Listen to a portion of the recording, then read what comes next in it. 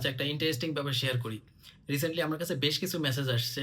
আ আ এবং হচ্ছে আমি বিভিন্ন মার্কেট প্লেস বা ধরেন ফেসবুকে যদি দেখি, তাহলে দেখা যায় যে অনেকে ৫,০০০ ৳১০,০০০ টাকায় ওয়েবসাইট বানায়া দেয়।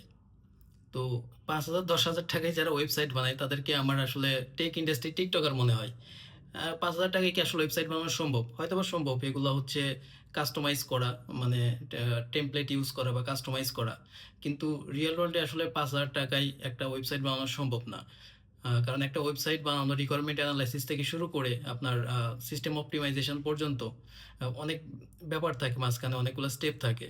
যেগুলো আপনি ৫,০০০ বা ১০,০০০ টাকার ওয়েবসাইটে কল্পনা করতে পারেন না। ৫,০০০ ১০,০০০ টাকার ওয়েবসাইট বানাইলে পাবেন। কিন্তু এখানে আসলে আপনার ওয়েবসাইটটা দেখতে নরমালি মনে হইলেও, সুন্দর লাগলেও এর ভিতরে আসলে অনেক লিমিটেশন থাকে। এর সিকিউরিটি অনেক উইক থাকে। তারপরে হচ্ছে আপনার ফিচার স্কোপ অনেক কম থাকবে। তো আপনি ইন ফিউচার এটা স্কেলও করতে পারবেন না। তো এখন ৫-১০,০০০ টাকার ওয়েবসাইট বানাবেন কি বানাবেন না? বানাবেন, ঠিক আছে।